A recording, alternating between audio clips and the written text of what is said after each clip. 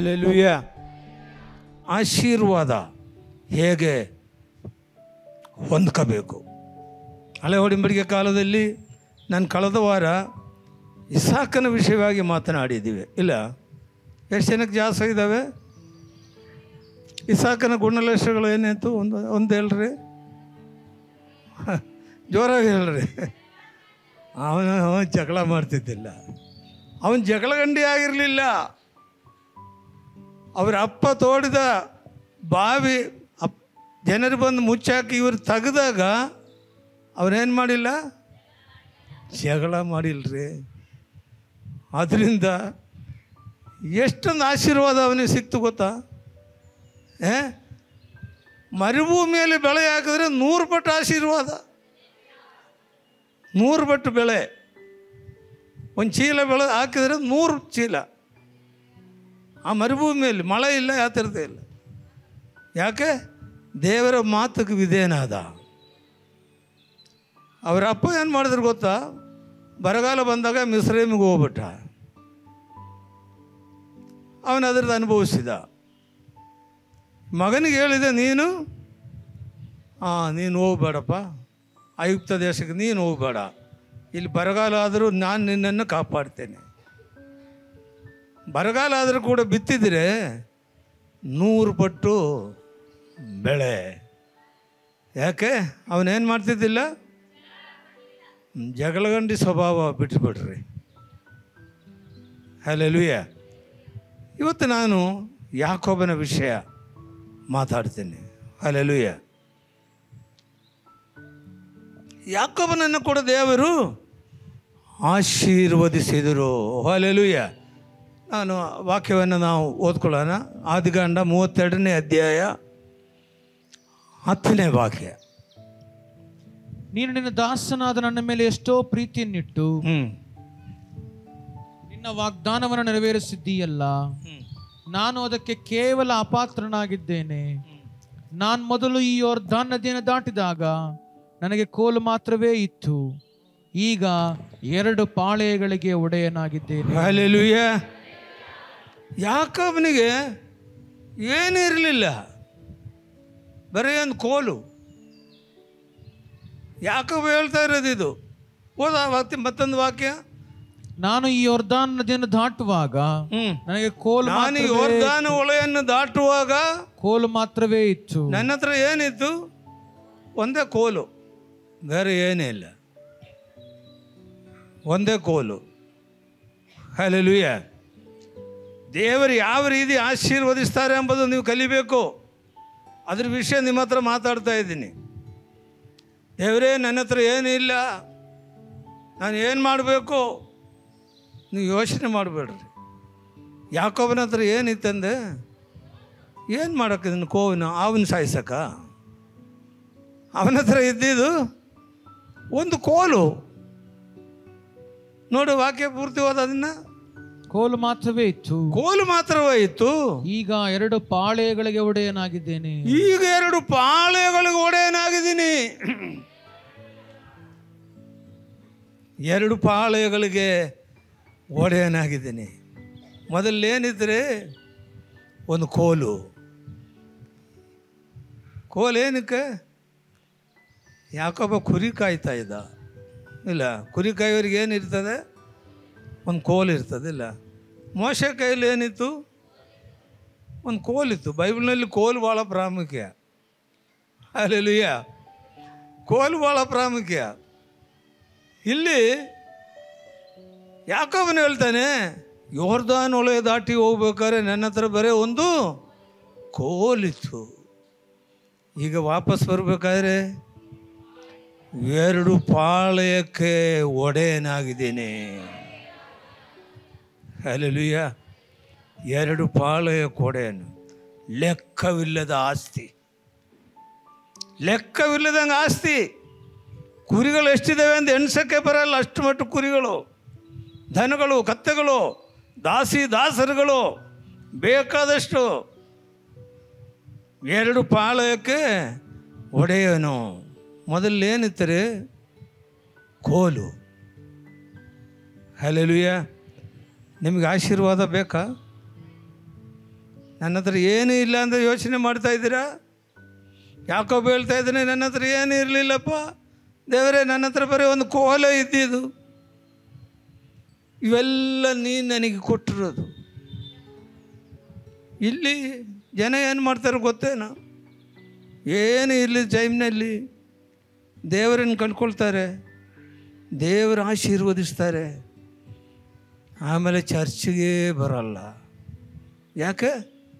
ಆಸ್ತಿ ಇದ್ದಾವೆ, ಭಾಳ ಚೆನ್ನಾಗಿದ್ದೀನಿ, ದೇವ್ರನ್ನ ಕಂಡ್ಕೊಂಡ್ಮೇಲೆ 10 ಎಕರೆ ಜಮೀನು ತೊಗೊಂಡಿದ್ದೀನಿ, ಕಾರ್ ತೊಗೊಂಡಿದ್ದೀನಿ, ಮನೆ ಕಟ್ಸಿದ್ದೀನಿ, ಈಗೇನು ಯಾಕೆ ದೇವರು?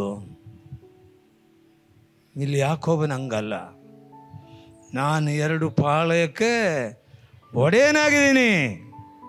ಓದು ವಾಕ್ಯವನ್ನು. ನೀನು ನನ್ನ ದಾಸನಾದ ನನ್ನ ಮೇಲೆ ಎಷ್ಟೋ ಪ್ರೀತಿಯನ್ನಿಟ್ಟು ವಾಗ್ದಾನ ನೆರವೇರಿಸಿದೀಯಲ್ಲ. ವಾಗ್ದಾನ ನೆರವೇರಿಸಿದ್ಯಾ? ದೇವರು ವಾಗ್ದಾನ ಕೊಟ್ಟಿದ್ರು ಇವನಿಗೆ, ನಾನು ನಿನ್ನನ್ನು ಆಶೀರ್ವದಿಸ್ತೇನೆ, ನಾನು ನಿನ್ನನ್ನು ಆಶೀರ್ವದಿಸ್ತೇನೆ. ನಿನ್ನ ಹತ್ರ ಒಂದು 2 ಕೋಲ್ ಅಷ್ಟೇ ತಾನೆ, ನಾನು ನಿನ್ನನ್ನು ಆಶೀರ್ವದಿಸ್ತೇನೆ. ದೇವರು ವಾಗ್ದಾನ ಕೊಟ್ಟರು. ನಮ್ಮ ದೇವರು ವಾಗ್ದಾನಗಳಲ್ಲಿ ನಂಬಿಕೆಸ್ತನು, ಮಾತಿನಲ್ಲಿ ನಂಬಿಕೆಸ್ತನು. ನಮ್ಮ ದೇವರು ಕೊಡ್ತೀನಿ ಅಂದರೆ ಕೊಡ್ತಾರೆ. ಹಲ್ಲೆಲೂಯ. ನಮ್ಮ ದೇವರು ಕೊಡ್ತೀನಿ ಅಂದರೆ ಕೊಡ್ತಾರೆ. ಹಲ್ಲೆಲೂಯ. ಮತ್ತು ಕಾರಣಗಳು ಒಂದೊಂದೇ ನಿಮಗೆ ಹೇಳ್ತೀನಿ. ಯಾಕೆ ಆಶೀರ್ವಾದ? ದೇವರು ವಾಗ್ದಾನ ಮಾಡಿರೋದು, ವಾಗ್ದಾನದಲ್ಲಿ ದೇವರು ಅವನ ಆಶೀರ್ವದಿಸಿದರು. ಮೊದಲನೇದಾಗಿ ಆದಿಕಾಂಡ 28ನೇ ಅಧ್ಯಾಯ 7ನೇ ವಾಕ್ಯ ನೋಡು. ಯಾಕೆ ದೇವರನ್ನು ಆಶೀರ್ವದಿಸಿದ್ರು ನೋಡು. ಯಾಕೋಬನು ತನ್ನ ತಂದೆ ತಾಯಿಗಳು ಹೇಳಿದಂತೆ, ಯಾಕೋಬನು ತನ್ನ ತಂದೆ ತಾಯಿಗಳು ಹೇಳಿದಂತೆ ಪದ್ದನ ಆರಾಮಿಗೆ ಹೋದದ್ದನ್ನ ಏಸಾವನ್ನು ನೋಡಿದಾಗ ಕಾನಾನ್ಯರ ಹೆಣ್ಣು ಮಕ್ಕಳು ತನ್ನ ತಂದೆಯಾದ ಇಸಾಕನಿಗೆ ಇಷ್ಟವಿಲ್ಲವೆಂದು ತಿಳ್ಕೊಂಡು. ಹಲ್ಲೆಲೂಯ. ಇಲ್ಲಿ ಏನು ಮಾಡಿದ್ರಂದ್ರೆ ಯಾಕೋಬನು ತಂದೆ ತಾಯಿಗಳನ್ನು ಹೇಳಿದಂತೆ, ತಂದೆ ತಾಯಿಗಳು ಹೇಳಿದನ್ನು ಮಾಡಿದರು. ಹಲ್ಲೆಲೂಯ. ತಂದೆ ತಾಯಿಗೆ ವಿಧೇಯರಾಗಿ ಜೀವಿಸಿದರು. ನೀನು ಪದನಾರಾಮಿಗೆ ಹೋಗಪ್ಪ ಎಂದು ತಂದೆ ಹೇಳಿದಾಗ ಏನಾಯಿತು? ಅವ್ರ ಮಾತಿಗೆ ಇವನು ಹೋದನು. ಹಲ್ಲೆಲೂಯ. ತಂದೆ ತಾಯಿಗೆ ವಿಧೇಯರಾಗಿ ಜೀವಿಸ್ತೀರಾ? ತಂದೆ ತಾಯಿಗೆ ಎದುರು ಮಾತಾಡ್ತೀರಾ? ಮಕ್ಕಳೇ, ದೇವರ ಆಶೀರ್ವಾದ ಸಿಕ್ಕಲ್ಲ, ದೀರ್ಘಾಯಸ್ಸು ಸಿಕ್ಕಲ್ಲ. ದೇವರ ವಾಕ್ಯದಲ್ಲಿ ಬರೆಯಲ್ಪಟ್ಟಿದ್ದಾವೆ. ಹಲ್ಲೆಲೂಯ. ಇವನು ತಂದೆ ತಾಯಿಗೆ ವಿಧೇಯರಾಗಿ ಜೀವಿಸ್ತಾ ಇದ್ದರು. ದೇವರ ನಾಮಕ್ಕೆ ಸ್ತೋತ್ರವಾಗಲಿ. ಇನ್ನು ಈ ಕೆಳಗಡೆ ನಾವು ನೋಡೋದಾದರೆ ಇವನು ತಂದೆ ತಾಯಿ ಹೇಳಿದಂಗೆ ಎಲ್ಲಿಗೆ ಹೋದರು? ಪದನಾರಾಮಿಗೆ ಯೋರ್ದಾನ್ ಹೊಳೆಯನ್ನು ದಾಟಿ ಹೋದನು. ಹೋಗಬೇಕಾದ್ರೆ ಮರುಭೂಮಿ ರಾತ್ರಿ ಆಯಿತು. ರಾತ್ರಿ ಆದಾಗ ಇವನೇನು ಮಾಡಿದರು? ಮಲಗಬೇಕಲ್ಲ, ಇಲ್ಲ, ಏನಾಯ್ತು ಇವನ್ದಾಗೆ? ತಲೆದಿಂಬ ಆಯ್ತಾ? ಚಾಪೆ ಆಯ್ತಾ? ಏನಿತ್ತಂದೆ? ಕೋಲು ಅಲ್ಲ, ಇವನ ಕೈಯಲ್ಲಿ ಏನಿತ್ತು? ಕೋಲು ಅಷ್ಟೇ ಇದ್ದಿದ್ದು. ಒಂದೇ ಕೋಲು ಇದ್ದಿದ್ದು ಇವನ ಹತ್ರ. ಕೋಲು ತಲೆಯಲ್ಲಿ ಇಟ್ಕೊಂಡು ಮಲಗಕ್ಕೆ ಬರ್ತದ? ಒಂದೇ ಕೋಲು ಇದ್ದಿದ್ದು. ಆಮೇಲೆ ಹುಡುಕಿದಾಗ ಅಲ್ಲಿ ಏನಿತ್ತು? ಒಂದು ಕಲ್ಲಿತ್ತು. ಕಲ್ಲು ತಗೊಂಡು ತಲೆದಿಂಬಾಗ ಇಟ್ಕೊಂಡು ಆರಾಮಾಗಿ ಮಲ್ಕೊಂಡ್ರು. ಹಲ್ಲೆಲೂಯ. ಆರಾಮಾಗಿ ಮಲ್ಕೊಂಡ್ರು. ಯಾಕೆ? ದೇವರವನಿಗೆ ವಾಗ್ದಾನ ಮಾಡಿದರು. ಮಲಗಿದ ತಕ್ಷಣ ಏನಾಯಿತು ಗೊತ್ತಾ? ಕನಸು ಕಂಡ್ರು. ಹಲ್ಲೆಲೂಯ. ಕೆಲವರಿಗೆ ಮಲಗಿದ್ರೆ ನಿದ್ರೆನೇ ಬರಲ್ಲ ರಾತ್ರಿ.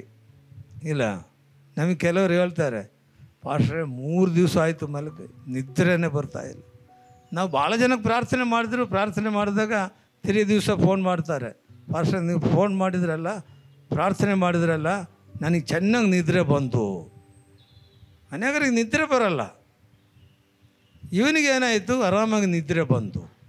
ಆದರೆ ಒಂದು ಕನಸು ಕಂಡು, ದೇವರ ಮಕ್ಕಳ ಕನಸು ಭಾಳ ಪ್ರಾಮುಖ್ಯ.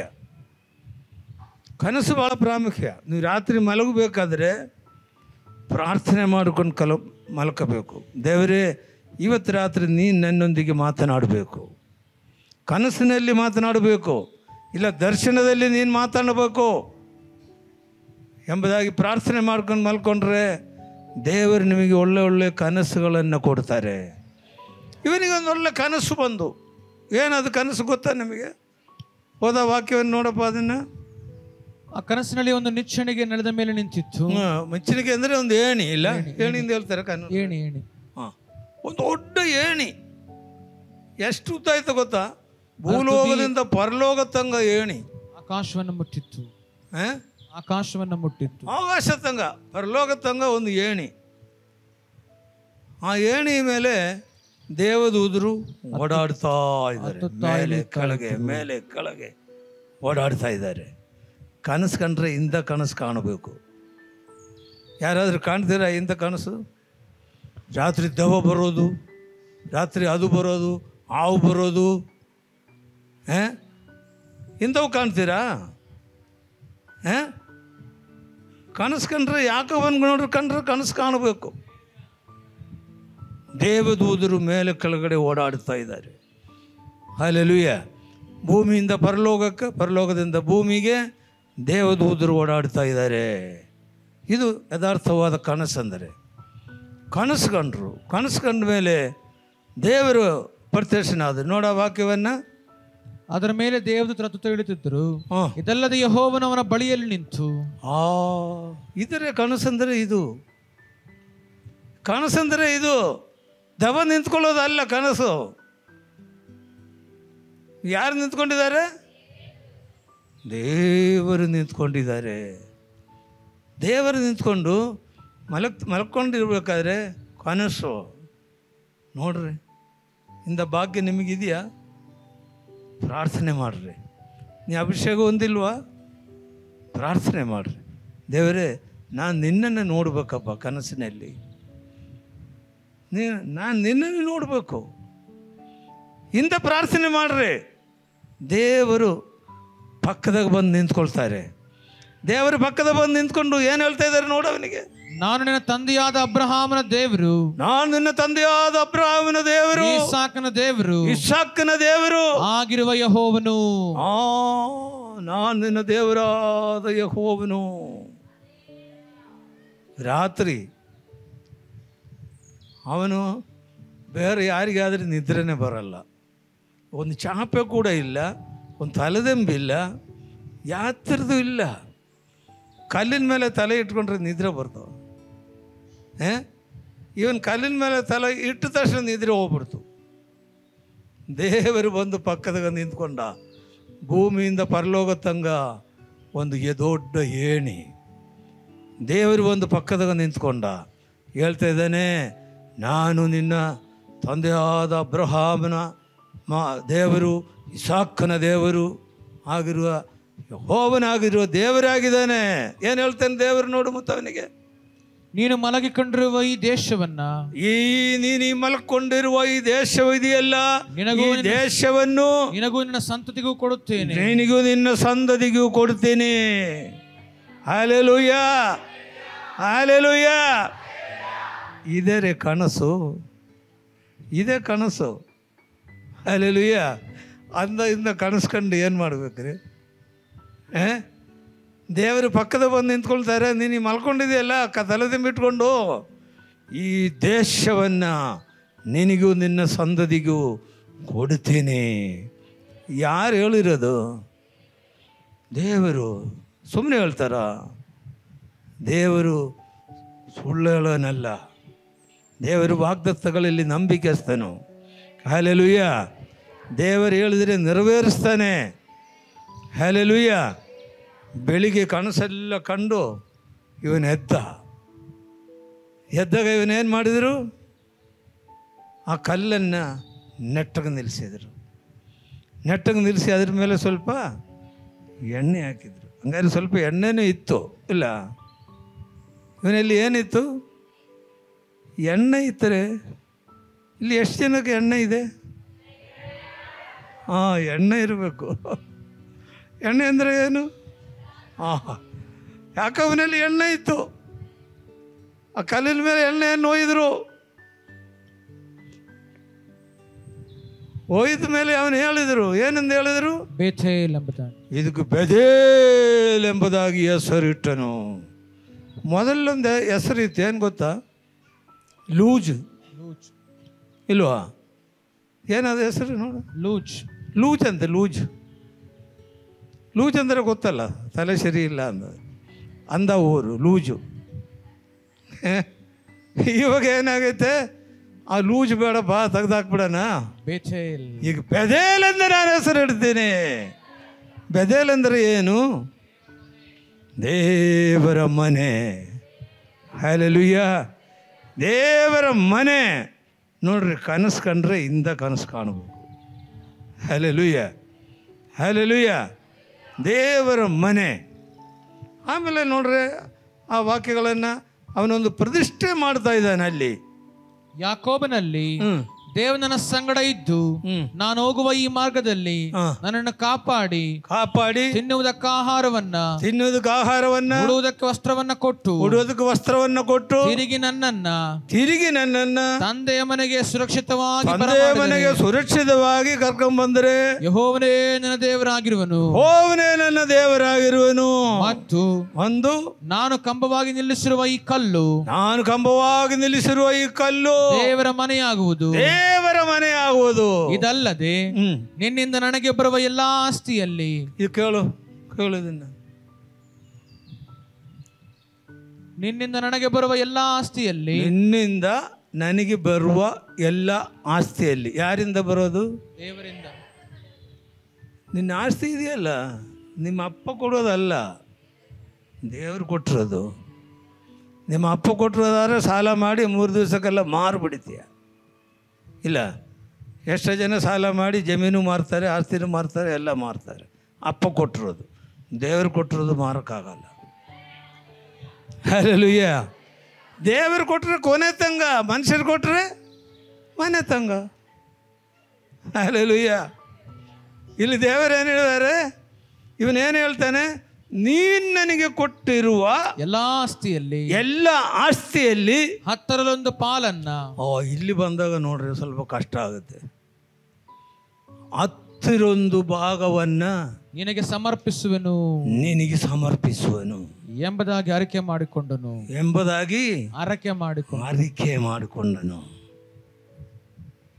ಯಾಕೆ ಎಲ್ಲ ನಿಶಬ್ದರಾಗ್ಬಿಟ್ಟಿದ್ರಲ್ಲ? ಸ್ತೋತ್ರ ಇಲ್ವಾ? ಸ್ತೋತ್ರ ಹೇಳ್ರಿ ಜೋರಾಗಿ.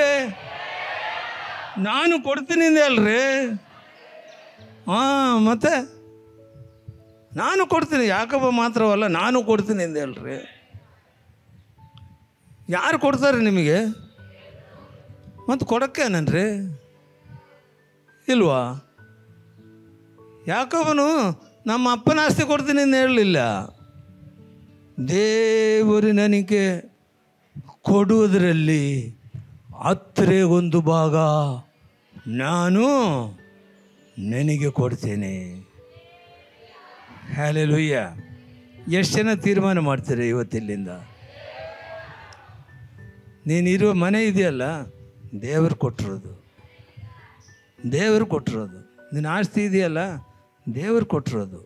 ನೀನು ದುಡಿತೀಯಲ್ಲ, ಸಾಯಂಕಾಲ ದುಡ್ಡು ಸಿಕ್ಕುತ್ತಲ್ಲ, ದೇವರು ಕೊಡೋದು. ಆರೋಗ್ಯ ಇಲ್ಲಾದರೆ ದುಡಿತೀರಾ? ಜ್ವರ ಬಂದು ಮಲ್ಕೊಂಡ್ರೆ ದುಡಿತೀರೇನ್ರಿ? ಮತ್ತಿದು ಯಾರು ಕೊಟ್ಟಿರೋದು? ದೇವರು ಕೊಟ್ಟಿರೋದು. ಯಾಕೋಬನು ಹೇಳ್ತೇನೆ, ನಾನೇನು ಕೈಯಿಂದ ಕೊಡಲ್ಲ, ನೀನು ಕೊಟ್ಟಿರೋದಲ್ಲಿ 10ರಲ್ಲಿ ಭಾಗ ನಾನು ನಿನಗೆ ಕೊಡ್ತೇನೆ. ಎಷ್ಟು ಜನ ತೀರ್ಮಾನ ಮಾಡ್ತೀರಿ ಇವತ್ತು? ಹಲ್ಲೆಲೂಯಾ. 10ರಲ್ಲಿ ಭಾಗ ಯಾಕೋಬನ ತೀರ್ಮಾನ ಮಾಡಿದರು. ಯಾಕೋಬನ ಕೊಟ್ಟರು. ಅದರಿಂದ ಒಂದೇ ಕೋಲಿದ್ದವನು ಬರಬೇಕಾದ್ರೆ ಹೆಂಗಿತ್ತರೆ? 2 ಪಾಳೆಯ. ಸುಮ್ಮನೆ ಬರಲ್ರಿ ಇದು. ಕೆಲವರು ಏನು ಮಾಡ್ತಾರೆ ಗೊತ್ತಾ? ಜೀವ ಹೋದ್ರೂ ಕೊಡಲ್ಲ. ನಾನೇ ಕೊಡೋಣ. ನಾನು ಪಾಸ್ಟ್ರಿಗೆ ದುಡ್ಡಿಲ್ವಾ? ಪಾಸ್ಟ್ರಿಗೆ ಒಂದು ದೊಡ್ಡ ಮನೆ ಐತೆ, ಆಸ್ತಿ ಐತೆ, ನಾನೇ ಕೊಡೋಣ? ಪಾಸ್ಟ್ರ್ ಕೊಡ್ತೀರೇನ್ರಿ? ಪಾಸ್ಟ್ರ್ ಕೊಡ್ತೀರಾ ನೀವು? ಯಾರಿಗೆ ಕೊಡೋದು? ದೇವರಿಗೆ ಕೊಡೋದು. ದೇವರು ಕೊಡ್ತಾರೆ, ದೇವರಿಗೆ ಕೊಡಬೇಕು. ಯಾಕೋಬನೊಂದು ತೀರ್ಮಾನ ತಗೊಂಡ, ನೀನು ನನಗೆ ಕೊಟ್ಟರೆ ಅದರ ದಶಮ ಭಾಗವನ್ನು ನಾನು ತಂದು ದೇವರಿಗೆ ಒಪ್ಪಿಸ್ತೇನೆ. ದೇವ್ರ ಮಕ್ಕಳೇ, ನೀನು ಹಿಂಗೆ ಇರಬೇಕು ಅಂತ ಆಸೆ ಇದ್ದರೆ ಹಿಂಗೆ ಇರ್ರಿ, ದೇವರಿಗೆ ಕೊಡಬೇಡ. ಯಾಕೋಬನಿಗೆ ಒಂದೇ ಕೋಲ್ ಇದ್ದಿದ್ದು. ಅವನು ಹೇಳ್ತಾನೆ, ದೇವರೇ, ನಾನು ಬರಬೇಕಾದ್ರೆ ಒಂದೇ ಕೋಲ್ನಾಗ ಬಂದಿದ್ದೇನಪ್ಪ, ಈಗ ನನ್ನನ್ನು 2 ಪಾಳಯಕ್ಕೆ ಸಾಹುಕಾರ ಆಗಿದ್ದೀನಿ. ಯಾಕ್ರೆ? ದಶಮ ಭಾಗ ದೇವರಿಗೆ ಕೊಟ್ಟಿರೋದಕ್ಕೆ. ನಿಂಗೆ ಈ ಚಿಕ್ಕಿದ್ರೆ ಕೊಡಲ್ಲ, ಪಾಳಯನೂ ಸಿಕ್ಕಲ್ಲ, ಯಾವ್ದಾರು ಸಿಕ್ಕಲ್ಲ. ಹಲ್ಲೆಲೂಯಾ. ಇವತ್ತು ತೀರ್ಮಾನ ಮಾಡಿಕೊಳ್ರಿ. ಇದು ಸಾಮಾನ್ಯದವ್ರು ಹೇಳೋದಲ್ಲ, ಇದು. ಹಲ್ಲೆಲೂಯಾ. ಯಾಕೋಬನಂದರೆ ಒಂದು ದೊಡ್ಡ ರಾಜ್ಯವಾಗಿ ಮಾರ್ಪಟ್ರು. ಯಾಕೋಬನ ಇಸ್ರಾಯೇಲ್ ದೇಶವಂದರೆ ಯಾರು? ಯಾಕೋಬನೇ. ಅಲ್ಲಿ ಕೆಳಗಡೆ ನಾವು ಓದ್ತೀವಿ, ಇವನು ತಿರುಗಿ 2 ಪಾಳಯವಾಗಿ ಬರಬೇಕಾದ್ರೆ ತಿರುಗಿ ಅದೇ ಹೊಳೆ ಹತ್ರ ಬಂದರು. ಹೇಳ್ತಾ ಇದ್ದಾನೆ, ನೀನು ನನಗೆ ಒಂದೇ ಕೋಲ್ ಇದ್ದಿದ್ದು, ಇವಾಗ ಎಷ್ಟು ಇದ್ದಾವೆ? 2 ಪಾಳಯ ಕೊಡೇನಾಗಿದ್ದೀನಿ ನಾನು. Hallelujah, hallelujah. 32ನೇ ಅಧ್ಯಾಯ 24ರಿಂದ 29ನೇ ವಾಕ್ಯ ತನಕ ನಾವು ನೋಡೋಣ. ಅವರನ್ನು ತನ್ನ ಆಸ್ತಿಯೆಲ್ಲವನ್ನು ದಾಟಿಸಿದ ಮೇಲೆ ಯಾಕೋಬನು ಒಂಟಿಗನಾಗಿ ಹಿಂದೆ ನಿಂತಿರಲು ಯಾರೋ ಒಬ್ಬ ಪುರುಷನು ಬೆಳಗಾಗುವ ತನಕ ಅವನ ಸಂಗಡ ಅವನ ಸಂಗಡ ಹೋರಾಡಿದನು. ಆ ಪುರುಷನು ತಾನು ಗೆಲ್ಲದೇ ಇರುವುದನ್ನು ಕಂಡು ಯಾಕೋಬನ ತೊಡೆಯ ಕೀಲನ್ನ ಮುಟ್ಟಿದ್ದರಿಂದ ಯಾಕೋಬನ ಅವನ ಸಂಗಡ ಹೋರಾಡುತ್ತಿರುವಾಗಲೇ ಅವನ ತೊಡೆಯ ಕೀಲು ತಪ್ಪಿತು. ಅವನ ತೊಡೆಯ ಕೀಲನ್ನ ತಪ್ಪಿತು. ಆ ಪುರುಷನು ನನ್ನನ್ನು ಬಿಡು ಬೆಳಗಾಗುತ್ತೆ ಅನ್ನಲು ಯಾಕೋಬನು ನೀನು ನನ್ನನ್ನು ಆಶೀರ್ವದಿಸದ ಹೊರತು ಬಿಡುವುದಿಲ್ಲ, ನಾನು ನಿನ್ನನ್ನು ಬಿಡುವುದಿಲ್ಲ. ಹಲ್ಲೆಲೂಯಾ. ಇದೆಂತ ಆಶೀರ್ವಾದ ರೀ. 2 ಪಾಳಯ ಕೊಡೆಯದಾಗಿದ್ದಾನೆ, ಮತ್ತು ಇವನಿಗೆ ಆಶೀರ್ವಾದ ಬೇಕಂದೆ. ಇದು ಭೌತಿಕವಾದ ಆಶೀರ್ವಾದ ಅಲ್ಲ, ಆಶೀರ್ವಾದ, ಆತ್ಮೀಯವಾದ ಆಶೀರ್ವಾದ. ಹಲ್ಲೆಲೂಯಾ. ಅವನಿಗೇನು ಕಡಿಮೆ ಇಲ್ಲ. 2 ಪಾಳಯ ಕೊಡೇನಾಗಿದ್ದಾನೆ, ಈಗಲೂ ಆಶೀರ್ವಾದ ಬೇಕು ಅಂತಾರೆ. ಅವನಿಗೆ ದ್ರವ್ಯಾಗ್ರಹ ಆಯಿತಾ? ಅವನು ಹೇಳಿದೆ, ಸಾಕು, ನನಗೆ ಬೇಕಾದಷ್ಟಾಗಿದೆ, ನನಗೆ ನೀನೆಲ್ಲ ಕೊಟ್ಟಿದೀಯಾ, ಸಾಕು, ಆದರೂ ನಿನ್ನ ಆಶೀರ್ವಾದ ನನಗೆ ಬೇಕು. ಎಂಥ ಆಶೀರ್ವಾದ ರೀ ಇದು. ಆಶೀರ್ವಾದ. ಅವನು ಯಾಕೋಬನಿಗೆ, ಇನ್ನು ಮೇಲೆ ನೀನು ಯಾಕೋಬನ ಅನ್ನಿಸಿಕೊಳ್ಳುವುದಿಲ್ಲ, ದೇವರ ಸಂಗಡಲು ಮನುಷ್ಯರ ಸಂಗಡಲು. ಯಾರ ಸಂಗಡಲು ಅಂದ್ರೆ ದೇವರ ಸಂಗಡ, ಆಮೇಲೆ ಮನುಷ್ಯರ ಸಂಗಡಲು ಹೋರಾಡಿ ಗೆದ್ದವನಾದ್ದರಿಂದ ಇಸ್ರಾಯೇಲ್ ಎಂದು ಹೆಸರುಂಟಾಗುವುದು. ಹಲ್ಲೆಲೂಯಾ. ನೋಡ್ರಿ, ಒಬ್ಬ ಮನುಷ್ಯನ ಹೆಸರು ಅಲ್ಲ ಅದು, ಒಬ್ಬ ದೇಶದ ಹೆಸರು, ಒಬ್ಬ ರಾಜ್ಯದ ಹೆಸರು. ಇಸ್ರಾಯೇಲ್ ಇವತ್ತು ಪ್ರಪಂಚದಲ್ಲಿ ಪ್ರಖ್ಯಾತವಾದ ರಾಷ್ಟ್ರ. ಇಡೀ ಪ್ರಪಂಚವೆಲ್ಲ ಅವರಿಂದ ಇರುವ ಟೆಕ್ನಾಲಜಿಗಳನ್ನು ತಗೊಳ್ತಾ ಇದ್ದಾರೆ. ಇಸ್ರಾಯೇಲ್ ಟೆಕ್ನಾಲಜಿಗಳ ಇಡೀ ಪ್ರಪಂಚದಲ್ಲೆಲ್ಲವನ್ನು ಇರೋದು ಇವತ್ತು. ಅದು ಯಾರು? ಯಾಕೋಬನು. ಇಂದ ಆಶೀರ್ವಾದ ಬೇಕಾ ನಿಮಗೆ? ಬೇಕಾದರೆ ಈ ಕಂಡೀಷನ್ಗಳಲ್ಲಿ ಪಾಲಿಸರೆ. ಮೊದಲು ದಶಮ ಭಾಗವನ್ನು ದೇವರಿಗೆ ಕೊಡ್ರಿ, ಆಮೇಲೆ ದೇವರನ್ನ ಗಟ್ಟಿ ಹಿಡ್ಕೊಳ್ರಿ. ನನಗೆ ಈ ಭೌತಿಕವಾದ ಆಶೀರ್ವಾದ ಸಾಕಾಗಲ್ಲ, ನನಗೆ ಆತ್ಮೀಕವಾದ ಆಶೀರ್ವಾದ ಬೇಕು. ಏನೇನದು ಆಶೀರ್ವಾದ? ಗೊತ್ತಿಲ್ಲ. ನಾನು ಮುಟ್ಟಿದರೆ ರೋಗಿ ಸ್ವಸ್ಥರಾಗಬೇಕು. ನಾನು ಹೇಳಿದರೆ ಯೇಸುವಿನ ನಾಮದಲ್ಲಿ ಹೇಳಿದರೆ ದೆವ್ವ ಬಿಟ್ಟು ಹೋಗಬೇಕು. Hallelujah, hallelujah. ಈ ಆಶೀರ್ವಾದಗಳು, ಕೃಪಾವರಗಳು ಬೇಕಾ? ಆ ದೇವರನ್ನ ಗಟ್ಟಿಯಾಗಿ ಹಿಡ್ಕೊಳ್ತೀರಾ? ಗಟ್ಟಿಯಾಗಿ ಹಿಡ್ಕೊಳ್ರಿ. ಆಶೀರ್ವಾದ ದೇವರು ನಮಗೆ ಕೊಡ್ತಾರೆ. ಆಶೀರ್ವಾದ ಪ್ರತಿಯೊಬ್ಬರು ಪಡ್ಕೋಬೇಕು. ಯಾರನ್ನ ಪಕ್ಕದ ಮನೆಯಲ್ಲಿ ಹುಷಾರಿಲ್ಲ ಅಂದರೆ ಅವರಿಗೂ ಕೇಳಬೇಕು, ನಾನು ಸ್ವಲ್ಪ ಪ್ರಾರ್ಥನೆ ಮಾಡಲ ಅಂತ. ಬರ್ರಿ ಪ್ರಾರ್ಥನೆ ಮಾಡ್ರಿ, ನನಗೆ ಸ್ವಸ್ಥ ಆದರೆ ಸಾಕು.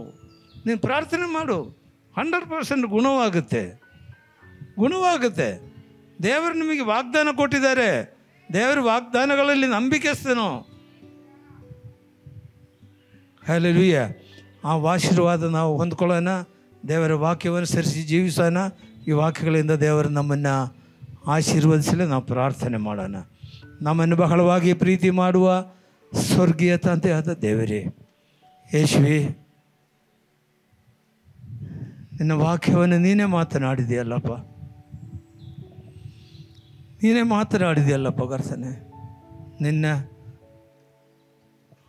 ಆತ್ಮೀಯವಾದ ಆಶೀರ್ವಾದ, ಭೌತಿಕವಾದ ಆಶೀರ್ವಾದ ಇದೆಲ್ಲವನ್ನೇ ನಮಗೆ ಬೇಕು ಕರ್ತನೆ. ಬರೀ ಒಂದು ಕೋಲು ಕೈಯಲ್ಲಿ ಹಿಡ್ಕೊಂಡು ಹೋಗಿರೋವನಿಗೆ ಇಡೀ 2 ಪಾಳ್ಯಕ್ಕೆ ದೊಡ್ಡ ಸಾಹುಕಾರಾಗಿ ಮಾರ್ಪಡಿಸಿರುವ ದೇವರು ನೀನಾಗಿದೆಯಲ್ಲಪ್ಪ. ನಮ್ಮನ್ನು ಕೂಡ ನೀನು ಆಶೀರ್ವದಿಸು.